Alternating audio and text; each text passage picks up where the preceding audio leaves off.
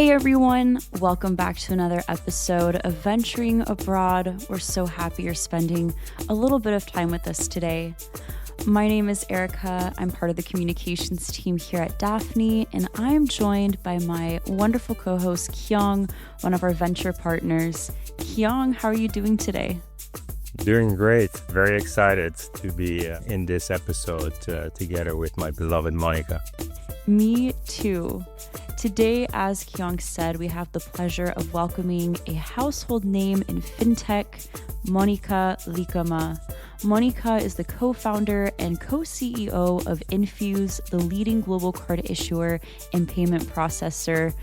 Throughout her career, she has scaled multiple businesses internationally. She's a strong advocate for sustainability, and we cannot wait to share and learn from her story.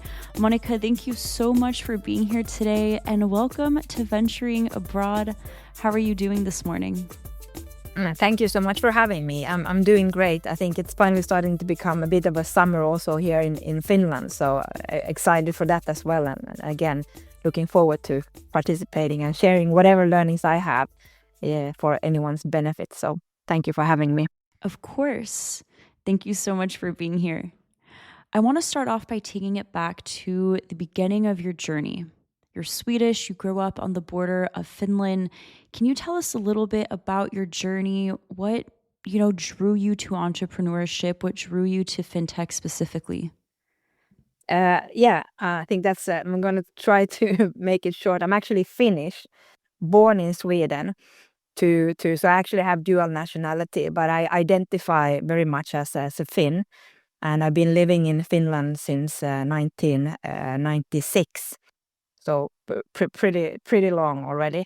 But, I'm from the north part, as I said, born and raised on the Swedish side of the border, which I do think has some relevance to shaping how I am become, because I think the schools has been a bit different. And of course, a lot had changed during the years, as I'm 50 now. So been around for some time. And I'm tech background. So during my growing up, I actually moved to Finland once we were still recovering from the depression. Became a developer, worked in tech, and you might have heard of a company called Nokia. So the late 90s was very gold rush in the Finnish side because of the Nokia effect. And I worked in consulting, and then I worked in the telco industry. So being an IT manager, building international networks. So I lived the dot-com boom and the crash. And as a consequence, I actually started my first company back in 2006 and ended up as a consultant building a bank in Finland, and that's called S-Bank. And that's kind of how I got into what I would call fintech, so financial technology. And I was at the bank for 4 or 5 years. We did some acquisitions. We scaled the business, and then it started to become a bit boring. And personally, as a woman, I don't feel that I have ever hit the glass ceiling, but I do have hit an ambition ceiling multiple times. So I wanted to scale, but the owners didn't or couldn't. And then I actually joined Cross-Key Banking Solutions to build card issuing and processing. Did that, started from scratch, met my co-founder Denise at the time, worked together. And then when I wanted to start scaling that business, again, the owners were satisfied and said that that's really great ideas. Monika, please come back in a year from now and present other ideas. And then I knew, like, okay, shit, I need to leave. And I have also 4 kids. And I was a bit bored again at Cross-Key. So I actually did my executive MBA. And then I just quit my job. And as I'm a strong believer in networking, I had a lunch already booked with then deputy CEO of a very, very incumbent and traditional bank in Finland, Aktia. And I told Kalle Pettersson that, hey, I actually don't work at Cross-Key anymore. And he was like, okay, so what are you doing now? I said, I don't know yet, but I'm in between thinking about what to do. And he said, like, well, while you are thinking, I have this small project that if you could come and fix it. It was in relations to issuing cards. And I said, like, yeah, I'll do that. But then I'm going to figure out what I want to do next, because I'm not going to start working at the bank full time. And that's what I did. And then another coffee led to the question, would I want to become a CEO of a let's say, up and coming financial institution? I said, nope. But is it okay if I make a proposal for the infrastructure, because they were going into an RFP process? And that's how the beginning of Enfuce was born. So they said that, yeah, fine, you can make a proposal. And that company was ST1, which is one of the bigger fleet and fuel companies, energy companies in the Nordics.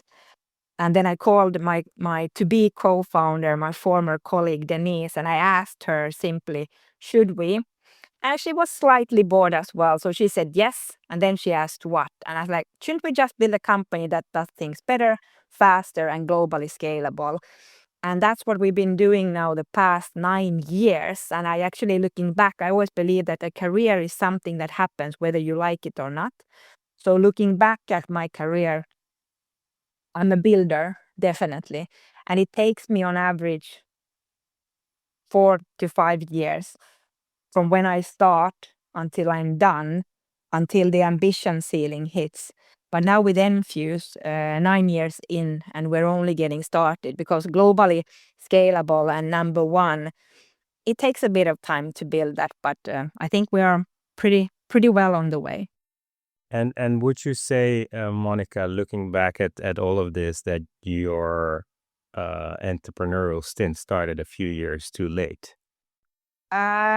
No, actually, I would say, as we are in a very regulated environment, and there's, at least currently, even thanks to AI, isn't an algorithm for experience.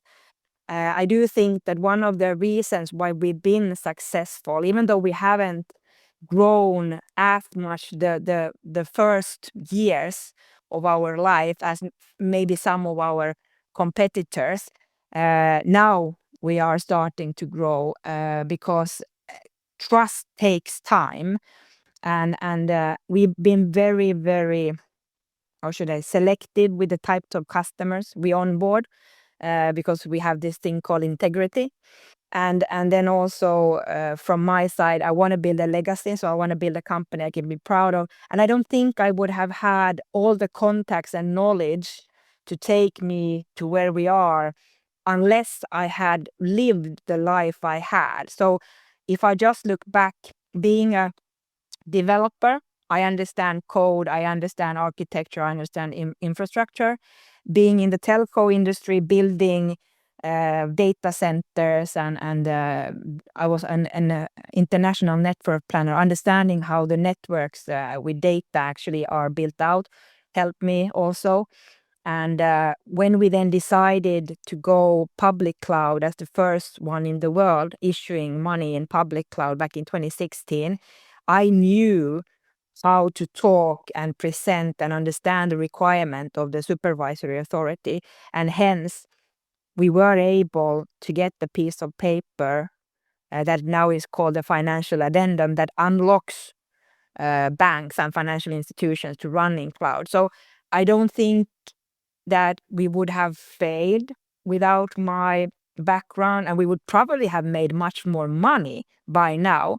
But we might have had the same challenges that some of our competitors had with money laundering issues and stuff, and we don't have. So I understand the question, what you're thinking, but I do feel that, at least I believe strongly, that the background and seeing both the dot-com boom and the crash, lived the depression. I was a bank CIO when the financial crash hit in 2008. So when COVID hit and I was a founder, I remember saying to Denise, like, for fuck's sake, I'm this like shit show magnet. But I do believe that only through pain and suffering greatness is born. At least greatness that matters. It shaped you as a person. Yeah, definitely it has. And of course, having 4 kids, also what it does is that every time I feel that I'm somehow fucking awesome, I talk to them and they don't think I'm like, and they're like, yeah, please, what the fuck are you talking about? So I think it keeps you grounded as well. Yeah. So we'll talk a little bit about sustainability shortly, but you mentioned the name Denise now a few times, and also the fact that she's your co-CEO. Tell us a little bit more about that structure, right? How do you guys, or ladies in this case, organize, roles and responsibilities in that construct? Yes, and it's a good question, and someone also asked, like, would it be like, should like co-CEOs be something that should be used more? I think it's very dependent on what kind of company you are and your skill set. So for us, it's about divide and conquer based on our strengths. So Denise, she's more payments background, so sales, finance, and I'm, as said, tech. So how we've divided it is that she is more responsible for the commercial. Of course, the why of the company is jointly agreed upon, and then I talk about that her remit of responsibility is the to whom do we sell the things we do, and I'm the how and what. So she leads sales and finance and marketing. Of course, we have people leading those functions, but from a CEO level remit. And then I had the tech delivery and product, and of course we talk every day. And I think we don't need to do the same job, and it's really about trust and being able to excel at our stuff. So instead of becoming thin on everything, meaning mediocre on everything, we can focus. And I do believe that scaling big requires focus. And has there been a moment when you and Denise have disagreed on something? What's your approach when this happens as co-CEOs to finding a solution when there is a disagreement? Yeah, there always are, and some disagreements are big and some are small. I think first and foremost, we weren't friends. So we weren't tech bros, growing up together, starting a company because we didn't have anything else to do.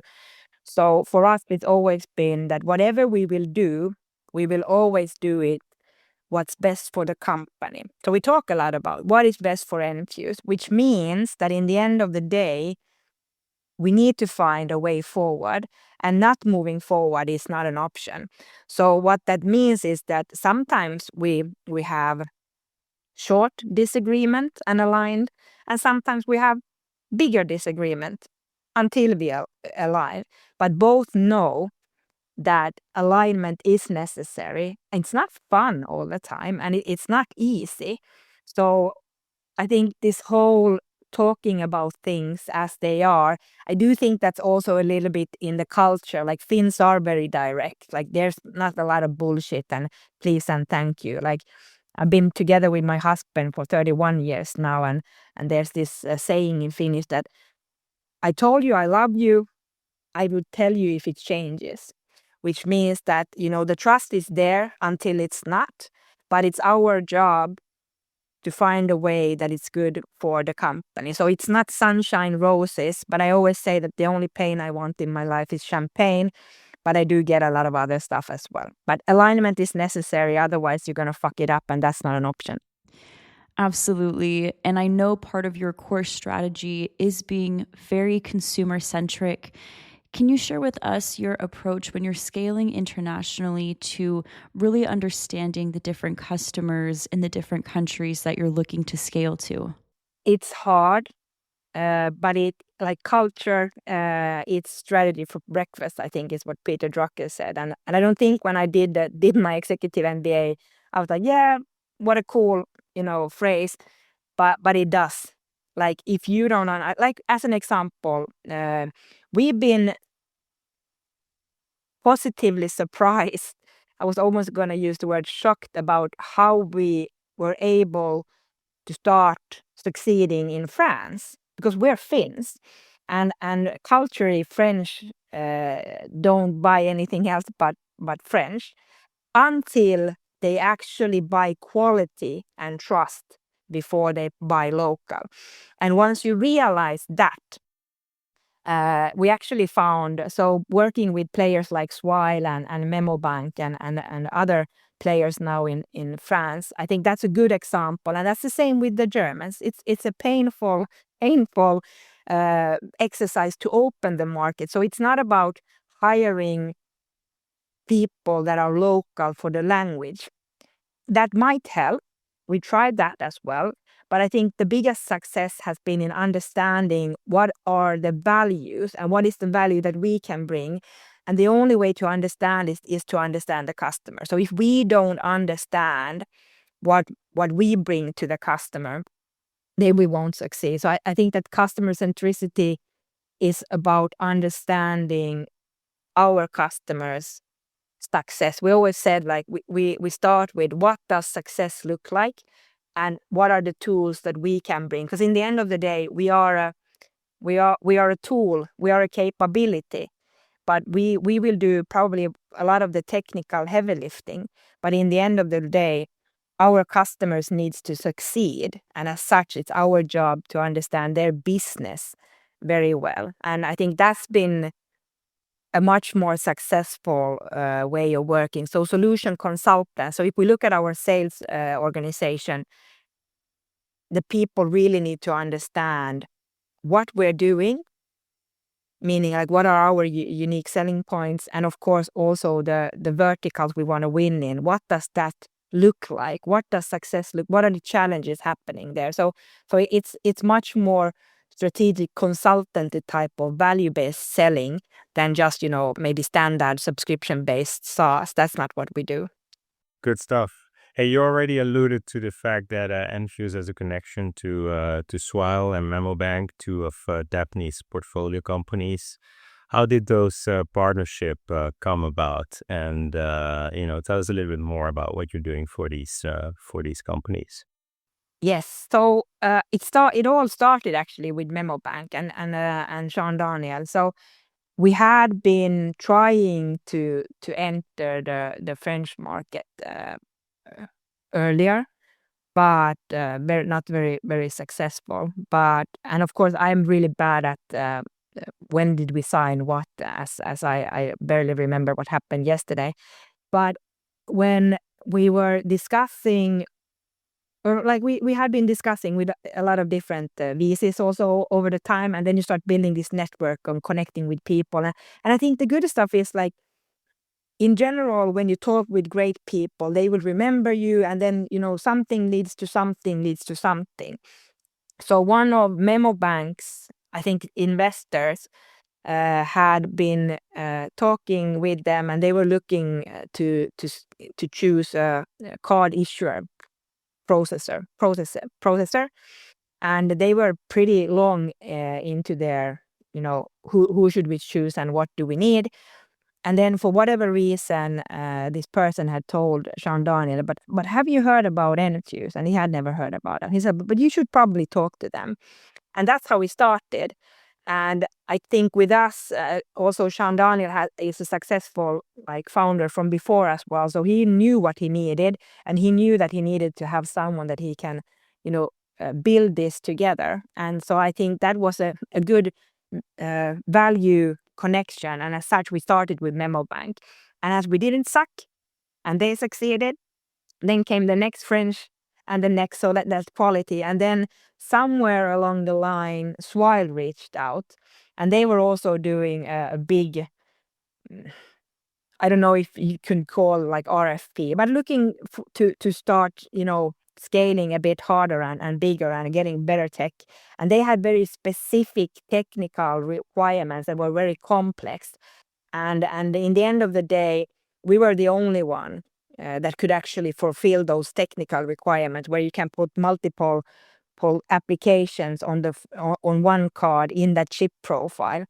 And that's what we did. And it's been a pleasure to work with Swile, because as with MemoBank, when you have the people who really know what they want to achieve, and they are like hardcore focused on getting it done, even though it's hard and difficult and obstacles arise, it will never like slow down the speed. And now we're also all taking and helping Swile on other continents. So it's been a massively good experience, and we're really happy and proud to be collaborating with both Swile and Memo Bank. Yeah, and I was so excited when Kyung brought up the fact that Enfuce has partnerships with Memo Bank and Swile. And as we talk a little bit more about creating these partnerships and scaling, aside from working with international partners who are as driven as you are and take seriously understanding the values of your international customers, what's another piece of advice you would give to an entrepreneur who's looking to scale internationally? I think in the end of the day, you really need to know the value that you bring. So like, what is your company? What are you trying to achieve, and why does it matter? I think like if you don't know why you are allowed to exist, no one else will give a shit. So that's gonna be a failure already from the get-go. So really understanding that, and then doing the homework. So because it's hard work, like you need to understand the customers you go for, and I do believe, as we have also had, like have these target accounts, like have the customers you really want to nail.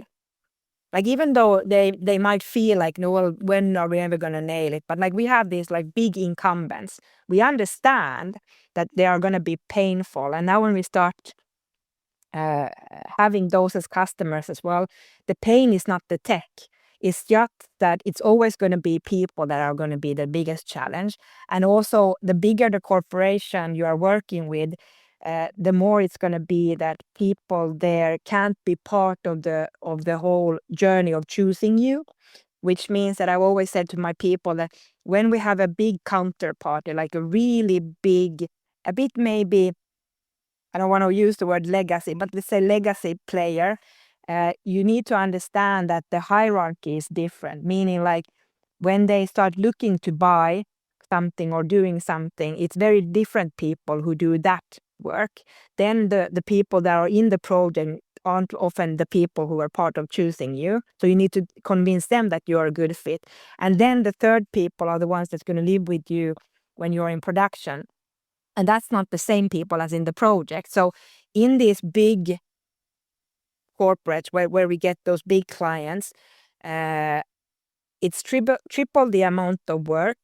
But the good stuff is this: the contract lengths are often much longer, and you will become much stickier as long as you bring value to them. But it's gonna be a trust game. So I think what we also found out with the French, like, it trust that isn't born overnight, and it's also in these scenarios with these type of bigger players, and also scaling abroad, depending on what country you want to go.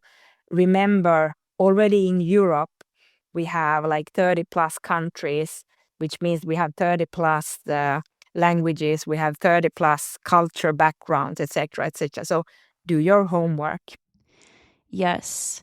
And I'm wondering, how did your upbringing growing up with both the Finnish and the Swedish culture, how did that shape who you are as an entrepreneur and how you go about doing business and creating partnerships?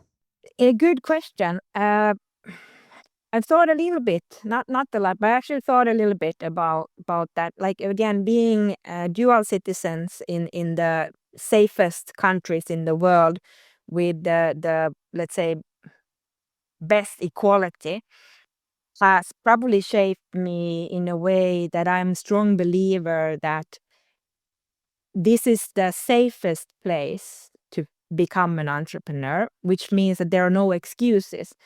Think the flip side of the coin is that it's so safe and secure that the hunger isn't born. So thinking about our whole welfare system, thinking about our school system and everything, we should have much more successful and scalable businesses than we have. But I think the flip side is that when it's too safe, when if you get fired, you will be taken care of. Nobody comes, homeless because of that. It also kills a bit this hunger to succeed. And then a cultural challenge also, that it's a little bit frowned upon. Like you should be apologetic almost, like it's because we are all like, especially in Finland, we're like a bit like peasants. Like we used to be ruled by the Swedes or the Russians, and then we've been independent now for 100+ years.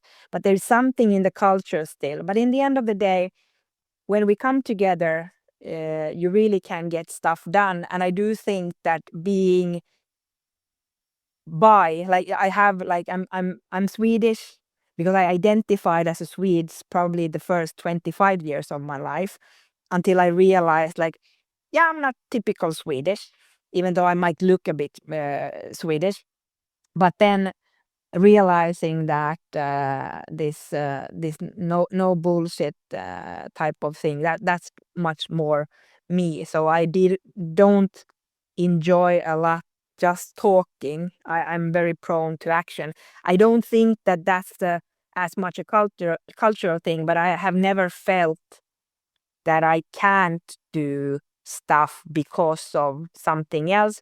But I do also think that that's a little bit of the way I am, meaning that I don't like martyrism. I think us women should not cry so much about why we can't succeed, because that's like trying to give us reasons that we can't affect stuff. If you're from the Nordics or if you're a European and you're a woman, it's fucking up to you. I understand it's much harder in other parts of the world because of the societal structures. But like being a female entrepreneur from the Nordics and Europe, if you think that you can't do it, it's a you problem. Earlier in our conversation, you mentioned that you feel you haven't smashed the glass ceiling. What do you think is between you and the glass ceiling? What do you have left to do in order to do so? I don't see that there is a glass ceiling. That's just bullshit. That's a women narrative. It's a women narrative. It's like this whole imposter syndrome, because it's a narrative we want to talk about to give us excuses of why we can't succeed. Ambition ceiling, that's something I push through because I fucking did it myself. So the only one I'm accountable for, the only one who can put me down is fucking me. And I won't. So I think it's just a narrative that we feel comfortable as women talking about. And if we would focus more on supporting each other, like the guys do, like this, just as a anecdote. If a guy succeeds, then his friends are like, "Hey, fuck yeah, next drinks are on you." If a woman succeed, too many women are like, "Oh my God, why? What? Wonder what she did to deserve that." Da, da, da, da, da. Instead of like, "Fuck yeah, I'll like order champagne for you." So I think that this is, and as I said, being very mindful that it's different in different parts of the world.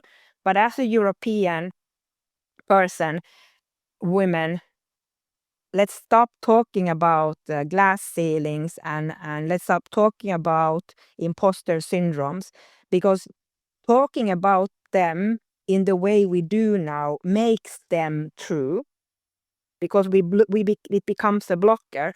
Of course, I know that there are assholes, but if I look back at my career, the worst assholes trying to, let's say, undermine me haven't been guys. They've been female. Most definitely. And I think that's been the experience for a lot of women.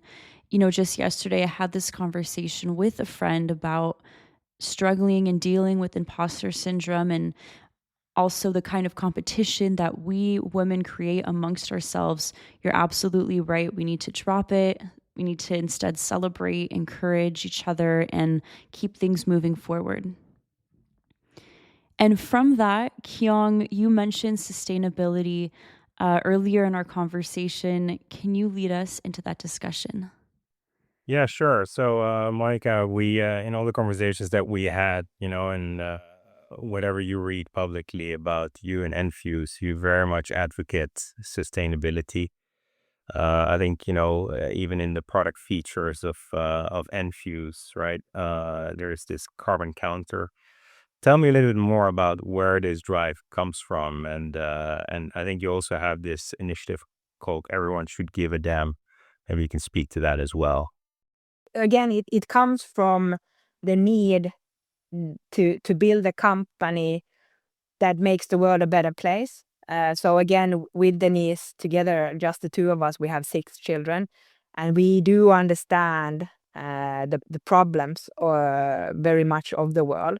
So like, and I also, again, like with all of the before talked about imposter syndrome and all of that, I think this is also a much bigger problem, that we keep talking about stuff like the climate change and social injustice, the governance, like just looking at the fines that were presented yesterday for Monzo, just like the lack of stepping up, the lack of focusing, this misconception that you need to be an NGO, like non-profit, to do good stuff, and if you do business, then you can't make money, and that's again bullshit story.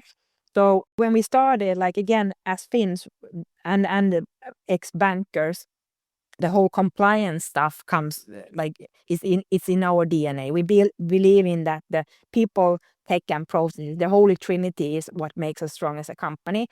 But really talking about sustainability and then acting. I remember in 2018, when we went public cloud, we also started looking at like, where do we run our loads? How do we try to take down our carbon footprint as a company? Meaning, like, we knew that being able to understand how much we emit for the business we do, it's important, and if nothing else, to us. So we started putting out a report telling about what we are doing, not because we have to, but because we want to. And the fun fact is now it's starting to be required. So companies are starting to require, investors are starting to expect it. And I think that's a good thing. So when you start doing the things that are right, fast forward somewhere along, the many people will also see that, and as such change will happen. So for us, we talked a lot about like it's the purpose, it's not PR. So we talk about it a lot because it's talked about too little. There's too much greenwashing going on and shit like that. And then we wanted to focus.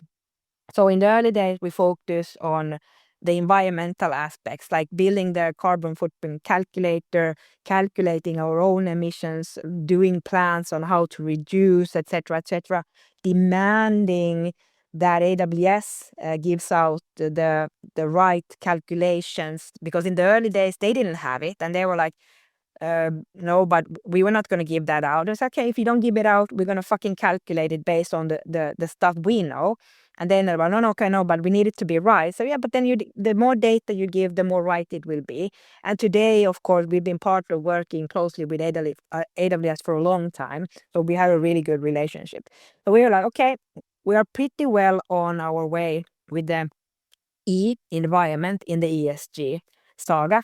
So how do we focus on the S, like the social responsibilities? And then we realized we've been doing it already for a long time. So we believe that it's better for the world when also women are part. So like diversity in general is important, because if you are like the same tech bros going to the same, school, etc., you will see the world in the same way, and you don't solve real world problems by looking at it from just one perspective.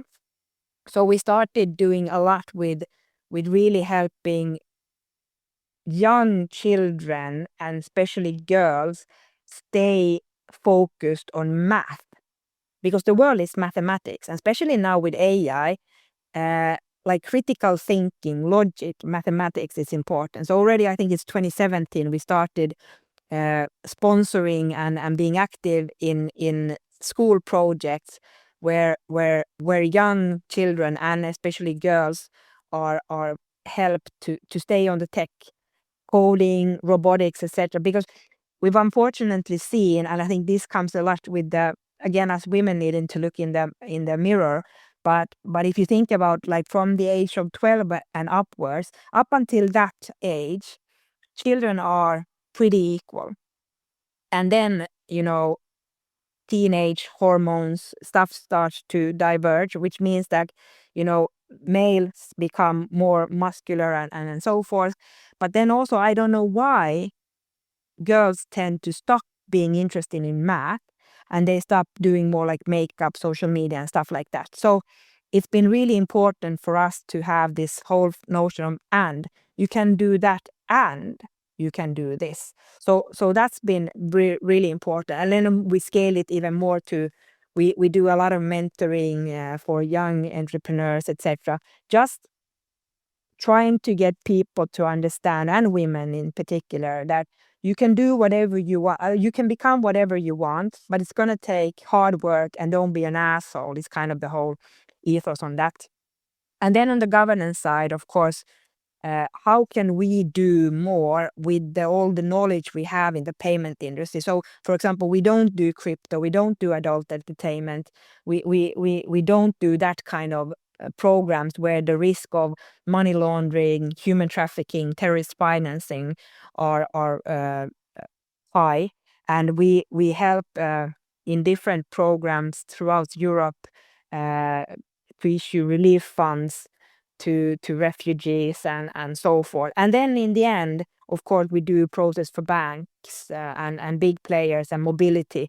So again, taking a different lens on the world and the impact we want to have has enabled us to walk the talk and also make money. So it's an end game. So you don't have to choose. And I think it goes back to earlier, you were saying you lead with integrity, you want to leave behind a legacy. Everything you just said and the way in which you go about leading Enfuce and being a leader in this industry aligns with that beautifully. Now, one thing that we do as we approach the end of our conversation is we'd like to ask you some surprise, rapid fire questions. So to kick things off, we'd love to know, what is one thing that we as non-Nordic people can learn from the Nordic approach as it pertains to entrepreneurship and as it pertains to fintech? Yeah, I would say it's pretty simple: radical transparency and trust.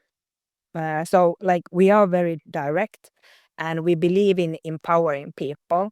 So like this corporate, that's been a bit of a challenge. Like when we started also scaling, for example, into UK, which as a culture, you are born into like a class society. The whole society is like hierarchy, and we are very flat, which means also that ideas to solve problems can come whenever from wherever in the company, and they will be listened to if the person has the guts to speak out. So building that kind of culture that everyone's opinion actually matters, and this hierarchical bullshit, that's a fucking glass ceiling. That's a bullshit ceiling that kills innovation. So I know it's painful sometimes, and it can be a bit shocking when you're not culturally used to hearing words, and you don't have to curse.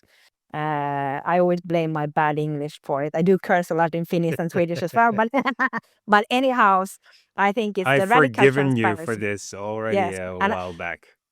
exactly, and I think also like when you fuck up, I think there are two words that are the most powerful words in the world, whether it's business or life, but they only work if you mean it, and that's I'm sorry and thank you.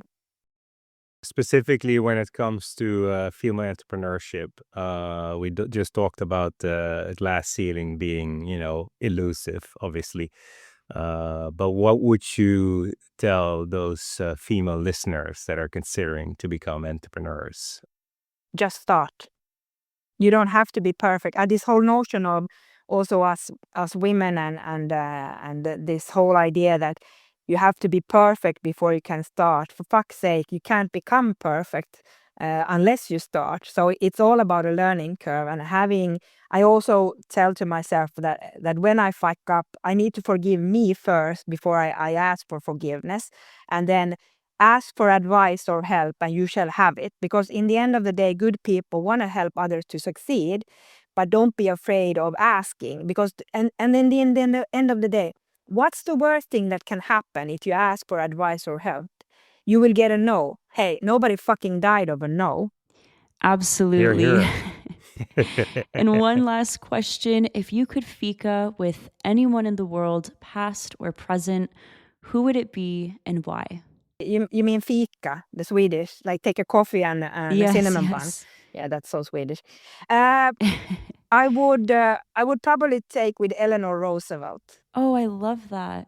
because she changed the game. Like if you look at the world she was living in and how much she changed things and influenced, I think that would be an interesting discussion to have based on the world that she grew up and lived in and how she then still pushed through. So I would say Eleanor Roosevelt. That's a great answer. I remember reading her biography maybe when I was 10 years old and being really inspired by how she was truly her own person. She was true to herself and did break down a lot of barriers. I haven't heard her name in a while, so it's really nice to hear you choose her as who you'd like to fika with. Monika, thank you so much for taking the time to join us and venturing abroad. I am feeling inspired going into the rest of my day. Thank you for sharing your story, your insights. And Kyung, it's great speaking with you as always. And a big thank you to you, the listener, for tuning into this conversation. Wishing you all a great rest of your day. Thank you so much for having me. It was a pleasure. Thank you.